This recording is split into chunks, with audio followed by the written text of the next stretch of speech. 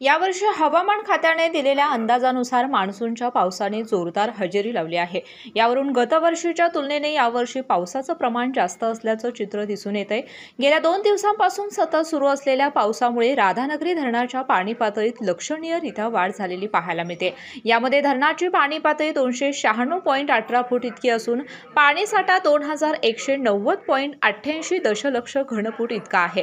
Doctor D Y. Patil polytechnic, Kasba Bawda, Kolhapur. Maharashtra शासन मान्यता प्राप्त, शासनाच्या सर्व प्रकारच्या स्कॉलरशिप्स उपलब्ध। या माध्यमातून विद्यार्थ्यांना 50 ते 100% फी सवलत। विद्यार्थ्यांसाठी वेगवेगळ्या रूट वरून बसची सुविधा। कॅम्पस प्लेसमेंटच्या माध्यमातून विद्यार्थ्यांना नोकरीची हमी। म्हणूनच 10वी नंतरच्या डिप्लोमा इंजिनिअरिंग करिअरसाठी सर्वोत्तम पर्याय। राधानगरी परिसरात एकूण 160 मिलीमीटर पावसाची नोंद झाली असून आतापर्यंत एकूण 405 मिलीमीटर पावसाची नोंद झाली आहे।